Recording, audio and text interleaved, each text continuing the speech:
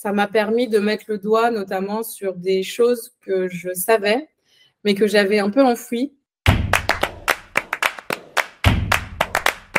Je m'appelle Marie, je suis de formation designer, ce qu'on pourrait appeler aujourd'hui designer full stack, même si c'est un terme qui est plus dédié aux ingénieurs. J'ai une formation à la base qui date un peu, puisqu'il n'y avait pas de formation à l'époque, mais j'ai fait les beaux-arts pendant 2 ans. Et ensuite, j'ai bifurqué sur des diplômes en design graphique en alternance, parce qu'à l'époque, il n'y avait tout simplement pas de formation dans ce milieu-là. J'ai ensuite eu des expériences très différentes entre des annonceurs, des agences, des startups. J'ai été à mon compte. J'ai pas mal vadrouillé dans le milieu du design pour explorer pas mal de façons de faire du design finalement pour des personnes ou des marques différentes. Je ne connaissais pas Chance et qu'on me l'a mis sur mon chemin. C'est pas moi qui suis allée vers Chance, c'est Chance qui est venue vers moi. Donc, pour redonner un peu de contexte, j'ai évolué beaucoup dans ces dernières années dans l'univers startup. En tant que product designer, puis brand designer, j'ai également été head of design. Voilà, j'ai eu des postes assez variés qui correspondaient à mon profil assez d'exploratrice finalement. Et dans les dernières startups que j'ai faites, notamment chez Swile, je suis restée, donc j'étais première designer et je suis restée presque 3 ans là-bas. Avant le pivot Launcher to Swile. Et donc, je suis partie à ce moment-là puisque j'étais un peu moins intéressée par le scale. Et c'était aussi une période de ma vie où je me posais pas mal de questions par rapport à mon métier. En tant que designer, est-ce que j'avais envie de continuer de faire du design? Dans quelles conditions? C'est des métiers qui évoluent énormément ces dernières années, aussi bien dans l'environnement de travail que sur les problématiques qu'on a à traiter et la façon de le faire, notamment avec l'évolution des technologies. Bref, il y a tout plein de choses qui bougent et qui m'ont aussi, moi, bougé dans ma réflexion personnelle et dans ma carrière. Donc déjà, à ce moment-là, je me posais pas mal de questions. Je ne te cache pas qu'en sortant de chez Swile, j'ai fait un burn-out. J'étais vraiment très, très fatiguée pour plein de raisons diverses et variées. Ça a été une période un peu difficile où je me demandais qu'est-ce que j'allais faire de ma vie. Donc, je me suis posé pas mal de questions. J'ai fait un break et finalement, j'ai entamé un process où je suis allée chez Alan. Donc, je suis rentrée en tant qu'individual contributor chez Alan en product et puis j'ai bifurqué côté brand. Je ne suis pas restée très, très longtemps chez Alan, un peu moins de 2 ans. Et en sortant d'Alan, dans mon package de départ, il y avait le parcours Chance.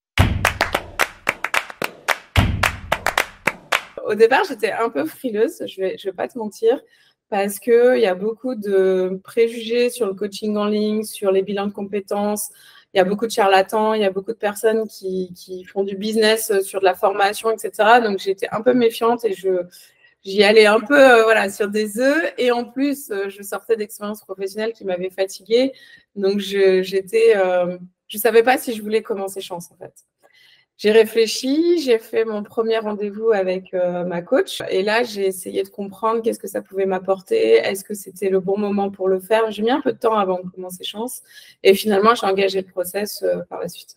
Ça reste un investissement et je voyais ça comme un investissement sur moi-même, en fait, sur ma carrière. Et c'était un bénéfice vraiment pour moi. Et j'ai un peu pris ça comme quand tu vas faire du yoga où tu prends un moment pour toi. Et il fallait le faire. Donc, je suis rentrée dans le parcours dans cette optique-là en me disant je le fais à fond. Et je me suis donné les moyens de le faire à fond. C'est-à-dire que du coup, j'étais au chômage, j'avais du temps pour moi. Et je savais qu'en commençant ce parcours, il fallait aller creuser dans des endroits qui n'allaient peut-être pas être très agréables. Parce que c'est des endroits où on ne va pas souvent, parce que le temps passe, parce qu'on change.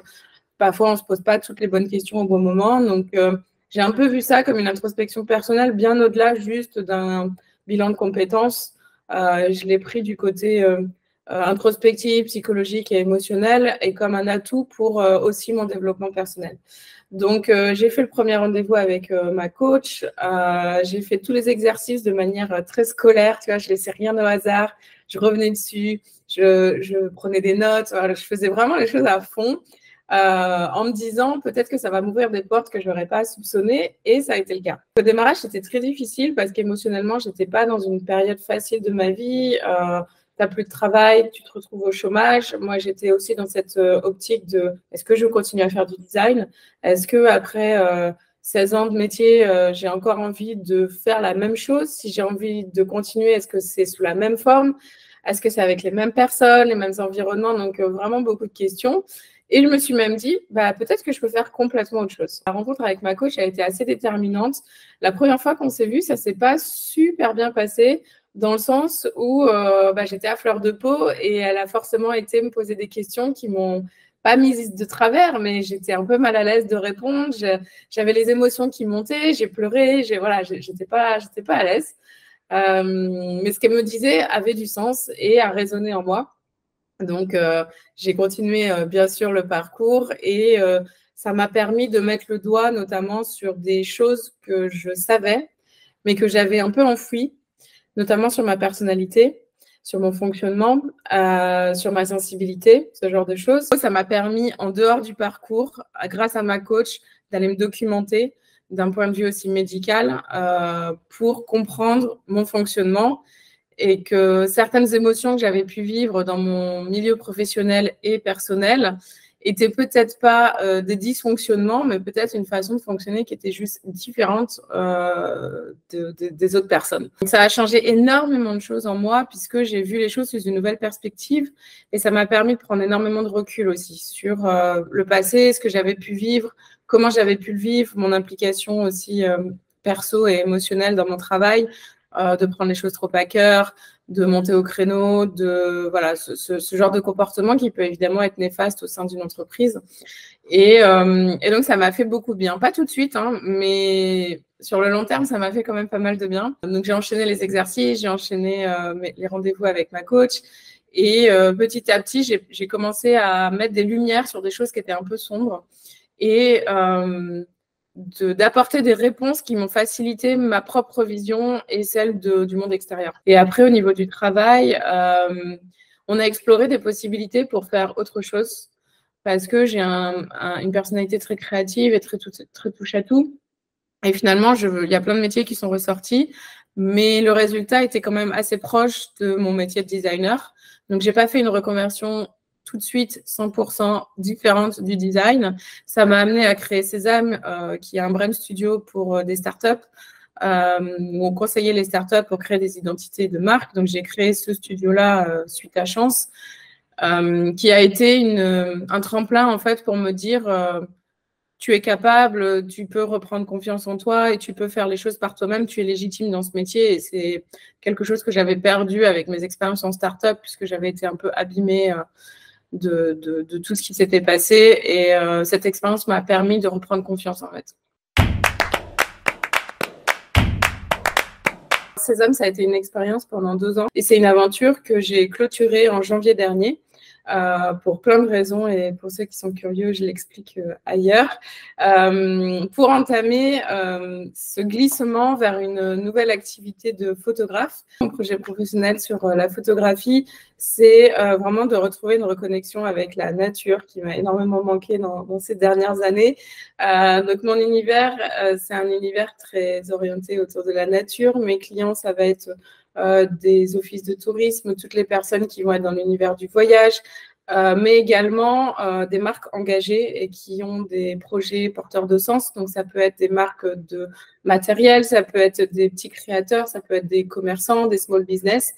Chaque personne qui a décidé d'œuvrer pour le bien-être ou des gens ou de l'environnement ou de la planète vont m'intéresser plus particulièrement.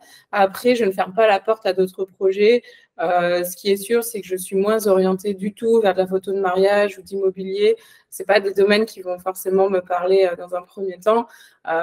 Voilà vers quoi je m'oriente aujourd'hui. J'ai également opéré un changement de lieu de vie puisque j'ai déménagé de Paris à Bordeaux et maintenant dans les Landes, sachant que je suis originaire de Bordeaux à la base. Et mon objectif est de rester et de rayonner au maximum dans cette région pour aussi valoriser les acteurs locaux. Et notamment autour de l'univers du surf et de valoriser la jante féminine dans l'univers du surf qui pour moi est encore sous-représenté. On peut donc retrouver mon travail sur mon portfolio mariedehaye.com et sur mon site Instagram qui porte exactement le même nom, Marie Dehaye.